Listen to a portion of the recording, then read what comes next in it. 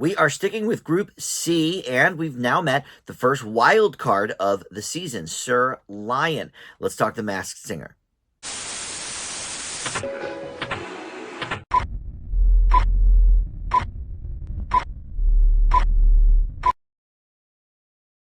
Hey guys, Dan here. This is Dan Reviews It. Welcome to my Masked Singer recap and reaction video for the latest episode. This is TV theme song night. So everybody is singing along with some of the great TV theme songs. And we start out with a Gilligan's Island tribute sung mostly by Ken and Robin. I don't even know if Jenny and Rita's mics were working. And Rita can sing. I mean, she actually sang a cappella a little bit later on in the episode. But for whatever reason, I heard like no female voices there. I heard Ken and Robin really only. But they all had mics. Anyway, before we talk about this week's episode, let me welcome you into Dan Reviews It. Thank you for finding this video. We do the Masked Singer recap and reactions every single week that there is a new episode. And I guess from what Nick said, we're sticking with Group C until we get it down to the Group C champion. So I guess at that point we'll go back to Group A. So we're going to spend a couple of more weeks with this group and then move on from there. And by that point, I don't even remember now who's in Group A without having to look in my notebook here. But whatever. All right. So, but please consider subscribing. Click that like button and comment below. Your comments in these Masked Singer videos always sort of steer me off of my incorrect guesses and lead me to hopefully the right person. And we've done it again this week. As of last week, I think only one of my guesses is going to remain. The other two I'm changing as we go through here. But all right, so let's talk first about the clock. And actually, I will say this. Hopefully, you've watched the episode by now.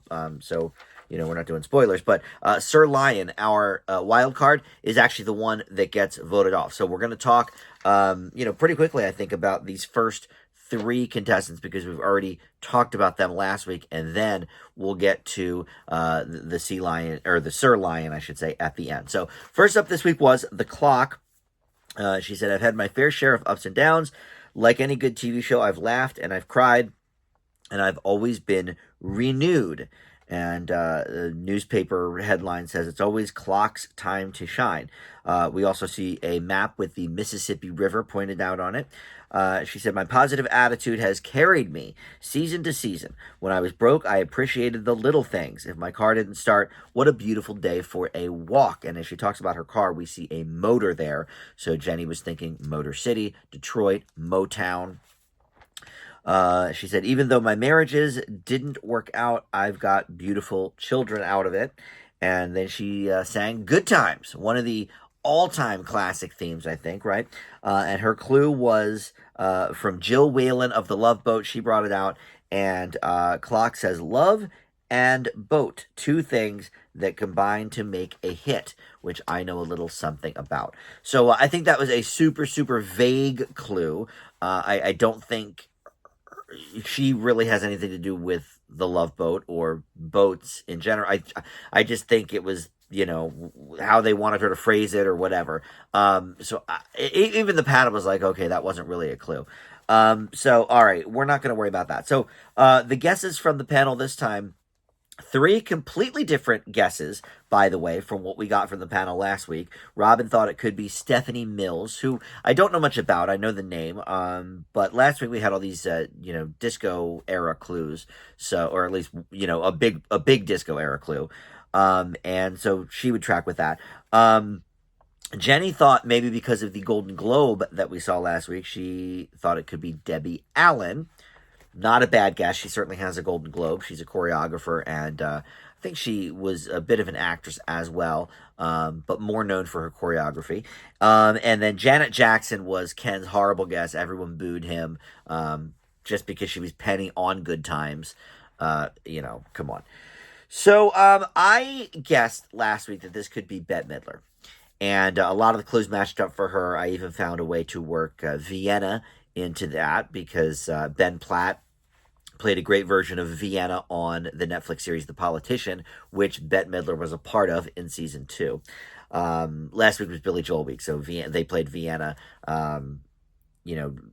as her after the song Clue or whatever, which was sort of weird. But the thing that boy, there's a lot of things that are sticking with me here. So almost everybody in the comments, if they were not with my Bette Midler clue, thought Thelma Houston, who sings a #1 disco hit, "Don't Leave Me This Way," and it's a great song. And yeah, I mean, I don't know much about Thelma Houston. However, one of the things she says in the clue last week, the post-song clue, she said, "I have a day in my name." And Bette Midler, there is no Bette Midler Day as far as I could figure, but there is a Thelma Houston Day. I think it's January 29th, if my memory is serving me, from what I looked up. So, okay, that's something, but I can't figure out a lot of these other clues. She's not won a Golden Globe.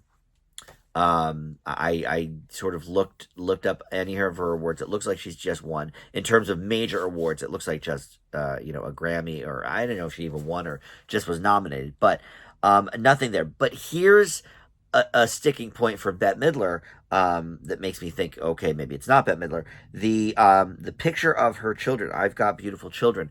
Bette Midler has one daughter. There are 3 little clocks in that picture that they put up. So does Thelma Houston have 3 kids? I'm not sure, but I know Bette Midler doesn't. So look, I'm gonna go with you guys. Has Thelma Houston performed for a president? I don't know. Boy, oh boy. But she certainly, the disco clue, I do think matches up more to her than Bette Midler. And Bette Midler, look, is a huge A-list star. She would be, I think, one of the biggest stars we've had on this show. So maybe is she too big for this show? Boy, oh boy. I was really trying to listen for the voice this time. I still hear Bette Midler, to be completely honest. But I think the clues maybe are not matching up as well. But I think... it's like half and half. But look, I cut to the chase here. I'm going to go with Thelma Houston. I'll go with you guys and your guts. So I will switch off and say Thelma Houston for the clock. All right, next was the Poodle Moth, and she said, it's not easy to put myself out there. I was raised knowing that sometimes the ones you love leave without even a letter. I would send my dad letters after he left that were returned to sender. And we saw a cat at some point. I don't know what that means. And we see comedy and tragedy masks. She said, I wrote a letter to myself and used my talents to help other kids get what they want. And we have a firefly, a jar of fireflies, really, at that point. And then she sings Unwritten by Natasha Bedingfield, which is such an amazing song. I didn't realize it was a theme song for anything, but it makes sense. It's the theme song to the MTV show The Hills, which I've never seen. But that song was very popular when The Hills was first out, so that definitely makes sense. And Heidi and Spencer from The Hills came out and gave the clue. And Heidi says that their show The Hills was about these, powerful women. And she's like, okay, another show about powerful women is the Gilmore Girls. So then the choir behind her sings the Gilmore Girls theme song. And the Poodle Moth says, Gilmore Girls theme hits close to home for me. So, all right, all new guesses again. Last week they were kind of on the country music train. And this week they're saying Melissa McCarthy, Lauren Graham. These are people directly from Gilmore Girls, which I didn't realize they said, oh, is this your cousin, Jenny? And I thought they were just kind of riffing on the last name being the same. But I looked it up. Melissa McCarthy actually is Jenny McCarthy's cousin. That's pretty wild. I don't think I ever knew that. So that's pretty cool. But anyway, Lauren Graham is what Jenny guessed. She did not hear her cousin in there. And then Robin thought it could be one of Lauren Graham's dear friends, Connie Britton. And they had that Grand Ole Opry clue last week. Connie Britton, that would make sense for her to sing at the Grand Ole Opry because she did that TV show Nashville for many years. All right, so last week, boy, oh boy, I don't even know who I said, but it's obviously wrong. I think I maybe went with one of the country people that they had talked about. But no, this week, well, in the comments, I should say, you guys were all on the Chrissy Metz train, who's somebody I had not even remotely thought of. First of all, Chrissy Metz, when I last saw her on This Is Us, was a big gal. Apparently, she has lost almost 100 pounds. And so she is very, very, maybe not petite, but certainly thinner than I remember her. And that could be her because she has a great singing voice. She's shown us that on This Is Us and just on other things. And so okay, maybe. But then this week's clue package, I feel like I remember her saying on a talk show or on a podcast or something that one of the reasons that she was drawn to this show, This Is Us, is because these characters had such a strong family connection with their father, and that she didn't really grow up knowing her father. So when this clue package came up, I was like, okay, I swear I remember something about that in an interview at some point with Chrissy Metz. I don't know what she has to do with the Gilmore Girls. She was never on the Gilmore Girls. She did not grow up in New England. She actually grew up in Japan because her dad was a Navy or something in the armed forces. And then, he left and she ended up growing up with the stepdad. But I don't think she has anything really to do with, the Stars Hollow area. I know that's made up, but whatever, in Connecticut. But I can see her definitely being friends with Lauren Graham. I think she's probably a little bit younger, but, Lauren Graham was on a very popular NBC show called Parenthood, which, was kind of the predecessor to This Is Us in terms of NBC, weepy family shows. So I don't know, but I think the father clue for me sealed the deal. And I will say that this is Chrissy Metz for the Poodle Moth. All right. And then we have the lizard. This is an easy one because this one I'm sticking with my guest from last week. He said, as a little lizard, I spent my days drawing cartoons. In fact, I was even offered a job at an animation studio, which is Disney. He sort of, alluded to that. There were two clocks on the wall that he sort of stood below, and they looked like the Mickey Mouse ears. And then he also said the mouse was chasing the lizard. So, okay, Disney offered him a job. My dad begged me to take it, but I wanted to perform, so I took the riskier road, and my dad was shook, but he was so proud when I became one of the most recognizable reptiles on the planet. And we see cowboy boots at that point. He sings Scooby-Doo, Where Are You? And then the post-song clue from him came from a dog himself. Scooby, a dog that they put the Scooby-Doo tag on, came out, and whatever. He said, a dog helped me reach a bigger audience. So obviously we're thinking Snoop Dogg with that one. So Michael Bivins was said again by Ken from the old New Edition and Belle Biv DeVoe days. Ray J was said again from Rita Ora. From Jenny, because Robin and Rita both had a different idea. And Robin said it came to him during the standoff last week, the SmackDown. And that's kind of when I was cemented on this person too, because the dance moves really made me think of this one person. And Robin can't even match any of the clues. He was like, clue-wise, I don't know, but the voice and the moves for sure are Cisco. That's who I said last week, and nobody really disagreed with me too much in the comments on my video last week. Maybe a couple people said something different, but I had a lot of support on Cisco. I don't know if Snoop Dogg helped him get his career. Maybe he helped form Drew Hill, which was Cisco's old band. I didn't know he was, into animation, and these clues this week did nothing for me. But I still think it's Cisco, so I'm going to stick with that. All right, so I told you that one would be quick. All right, Sir Lion was the wild card, and also the one getting voted off. So in just a moment, we're going to go to the take it off, but let's talk about the clues first. So we start the clue package with a radio broadcast and a voice coming from the radio. He said, every good TV show needs a twist, and that's where I come in. I came from a well-known pride, and we see an anchor at that point, but never took it for granted. I became a ringleader in Hollywood, rubbing elbows with people from Tom Cruise to Tom Hanks. But in showbiz, the higher you climb, the harder you fall. And we see Seinfeld at that point, which is a little bit interesting. I don't know quite what that means. And then we see a picture of 30 Rock, 30 Rockefeller Plaza. He said, I always landed on my paws. Success and struggle go together like a horse and carriage. And so that led into his song, the theme song to Married with Children, Love and Marriage. And then his post-song clue was co-star. He said, I wasn't in the cartoon, but starred on a different TV show with Betty Rubble. And, of course, famously, Rosie O'Donnell played Betty Rubble in the Flintstones movie. I don't think it's the gal who originally voiced Betty Rubble from the 60s TV show. This person I think is too young for that. But so I think maybe they did something along the way with Rosie O'Donnell. So some really actually good guesses from everybody on the panel.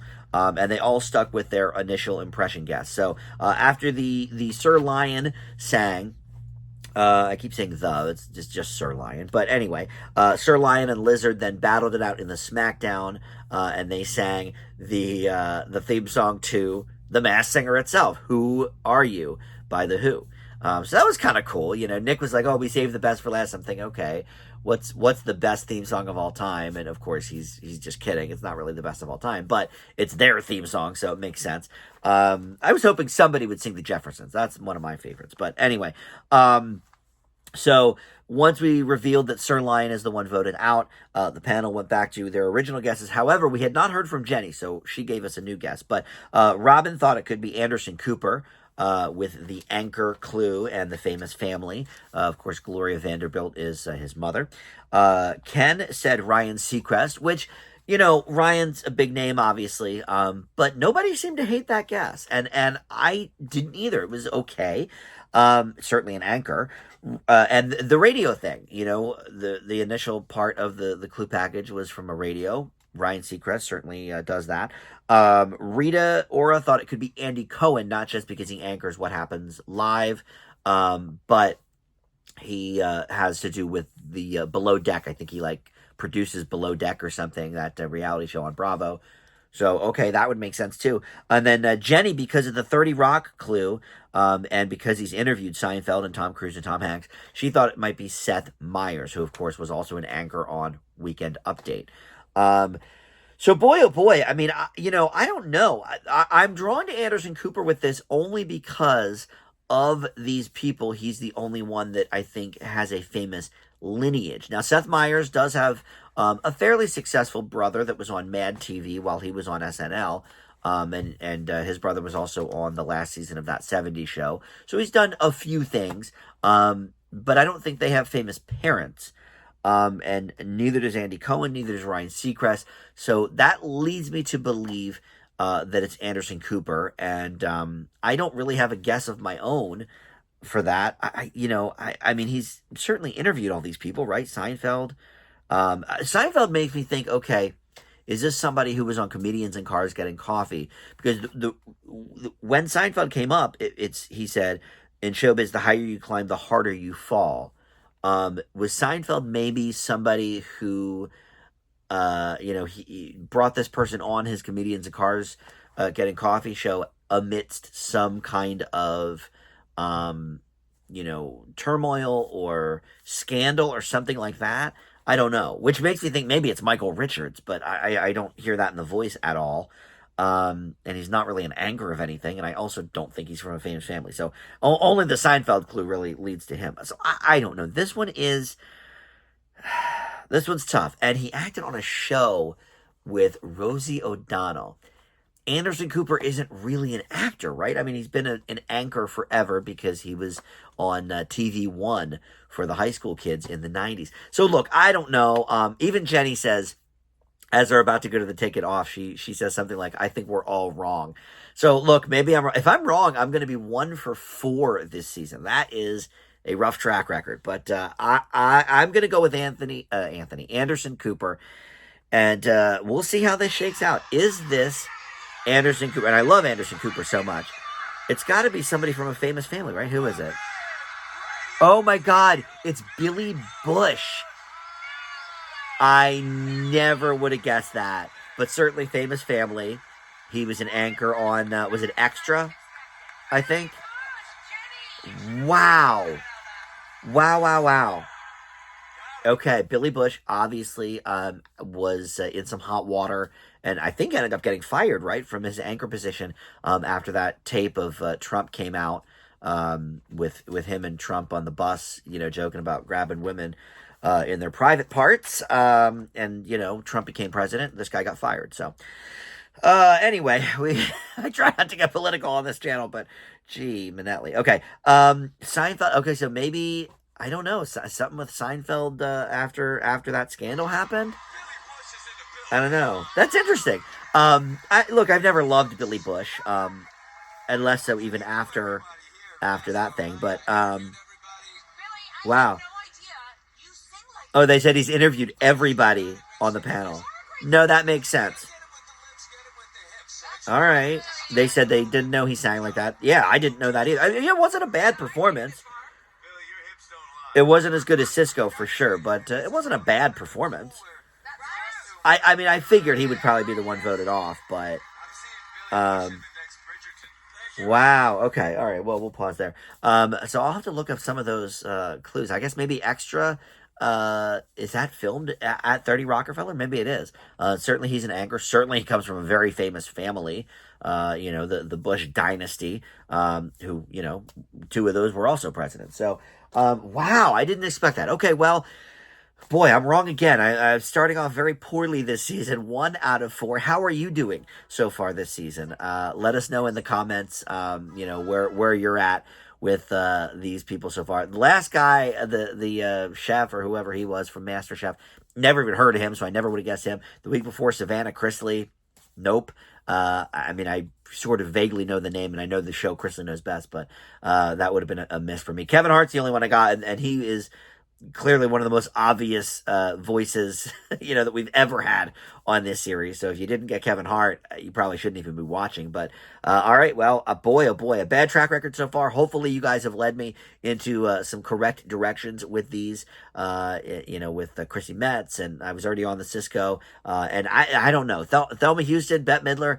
I'm going with Thelma Houston for now, so we will see. I guess next week we'll get Group C again, but I think just those main 3. I think we're done with Group C wild cards. So we'll meet another wild card in Group A and one in Group B. But I think that's it for Group C. So, all right, thank you so much for watching. Check out my other videos on the channel. I don't just do Masked Singer content. A lot of movie and TV reviews up on the channel. And coming soon, maybe this week, will be my best and worst TV for 2023, because I just finally finished watching all of the shows that premiered in 2023 that I wanted to get to. So that should be coming this week as well. So, all right, thank you so much for watching. We'll see you next time.